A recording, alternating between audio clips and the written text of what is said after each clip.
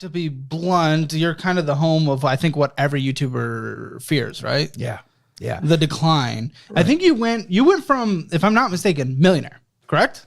A technical millionaire. I was close. I was really, really close. At one point I had, and I mean like for 2 days, when I say close, for 2 days, I had about $800,000 in crypto.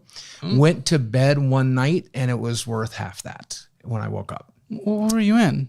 So here's my biggest regret. I originally invested in Ethereum, and this was based on a few friends becoming Ethereum millionaires. And I had like an initial investment of about $200,000. I put it in, and then it fell for the first time. Yeah. Like 200,000 went down to like 80. And I'm like, oh, you know what? I don't really need the money right now. I'm making money. I can live off of that. How much are you making? 10 to 15,000, I think. A month? Yeah, in a month, right? Incredible, yeah. Yeah, it was incredible. I mean, incredible wealth. More than you could ever hope to spend, right? Yeah. And eventually that crypto went up to past my investment point. Got close. If I held onto my Ethereum right now, if I had never needed to dip into it and I had not gambled on stupid altcoins, I probably have about 1.5 million in Ethereum right now. Even still, like, I don't even, okay. What year was that? What year was that? The initial investment happened in 2019. No, 2019. Yeah. Okay. How much did you put into Ethereum? 200,000. 200,000 in 2000. The initial investment was in 2018. Okay. And then the first market crash. 2018. Let's say you put it at the beginning. S&P 500 was worth 271. Now it's worth 458. It would have almost doubled to if I put in like traditional stocks or traditional, just the S&P 500, just following the market in general. Yep. Was there not a single person surrounding you?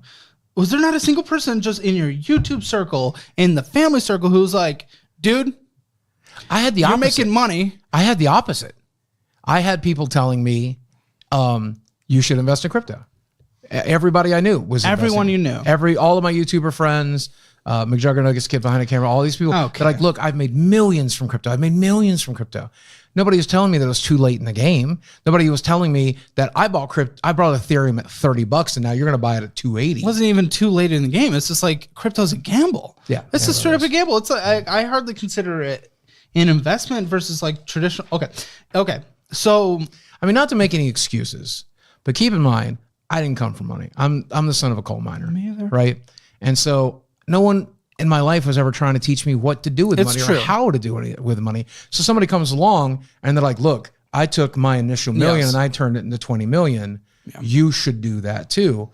That's why I'm excited about this conversation. Yeah. Usually on the show, I just meet with random people who are either a part of the audience or they're off the street, and I just help them through the situations. You're an interesting case here because you follow the case of the professional athlete, the actor, the YouTuber. Yep. Boom, lots of money comes in. We put it here, we put it there, we spend it, it just goes crazy. Then we end up broke. It's a traditional story. And that's why I'm so excited to have this conversation is because you just followed that path. I mean, what would you say you're worth today in total? The equity in your house is what's carrying you. Yeah, that's everything. Yeah. My bottom line comes down to if and when I need to sell my house, I'll have a nest egg of probably $300,000 that I can hopefully invest smartly this time and live off of the dividends. I would like to think I wouldn't screw up a second time. I wouldn't like buy crypto a second time. But like what next? Like would you say you've become educated on personal finance? Essentially? I at least know not to do that. And I think the other There's a lot more not to do. I think the other thing to do is hire a professional. Yes. Right? Yeah, get that financial advisor in your corner. Yeah. That is like the key. Okay.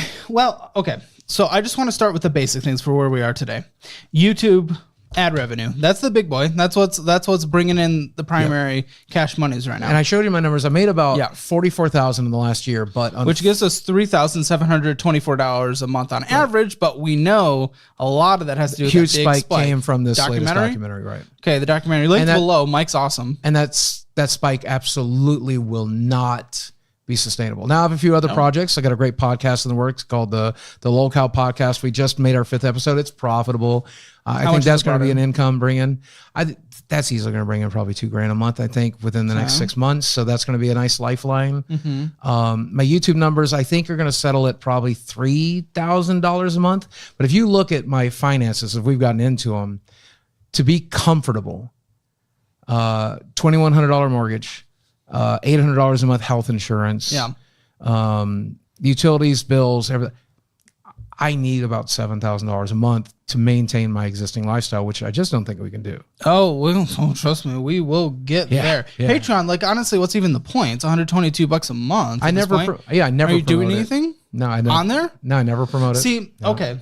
To diversify some of the income stream here, we launched a Patreon. We did a budgeting program, but we didn't just do them as cash grabs. We actually thought of them as potential future business avenues. And the way that we did them is we put way more value into them than what we were charging. Yeah, of course. Yeah.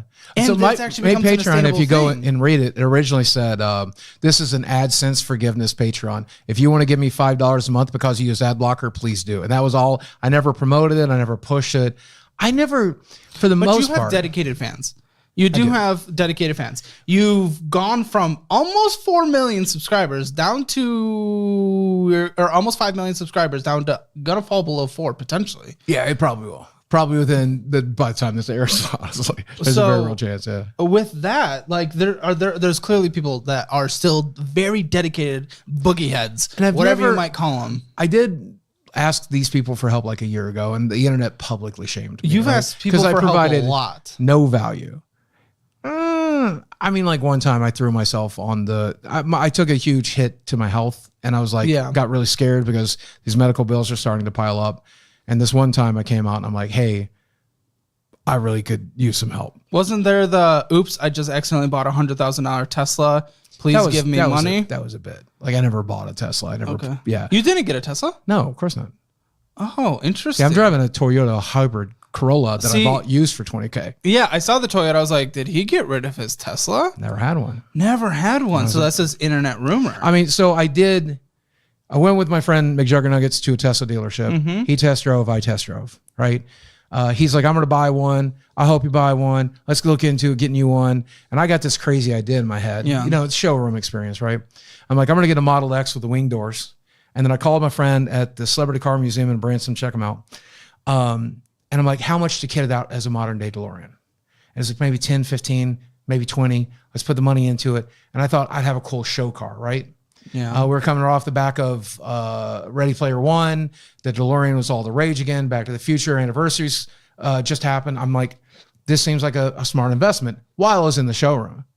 And I got home and I put a $2,500 deposit down, and I'm like crunching the numbers looking, I'll spend $50,000 today on a down payment. Yeah. I'll loan out the other 50. This is a stupid decision. It would have been aggressively stupid. I'm so glad you didn't do that. Yeah. So I am so glad you didn't do that. That was one of the scariest things that I thought I heard. But at that point, why not just play the character? At that point, just let the internet do what the internet's going to do, right?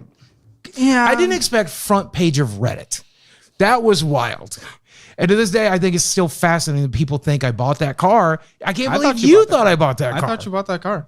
And the worst part about it is, and anybody out there, like if you want to buy a luxury car, buy a luxury car. I don't think it's a smart decision. But if you're going to buy a luxury car, don't buy a Tesla. What's wrong with Tesla? I'm considering getting a Tesla. They're so expensive for repairs. If someone dents that vehicle, they know it's a luxury car, so they make sure they upcharge you every chance they get. If you want to go the fastest possible speed, there's a fee to unlock that. It can do it. It's just a software governor. They charge you to let it have the ludicrous speed. Like it's one of the worst money things I think you can make. I've routinely cars made in fun. general. I mean, unless it's like a beater that's getting you from A and B, or just safety measures or room for family, everything beyond that starts becoming a want. That's why. So luxury vehicles are okay if they're, That's when I bought the newest car I've ever owned was this hybrid. Yeah. And it had one previous owner.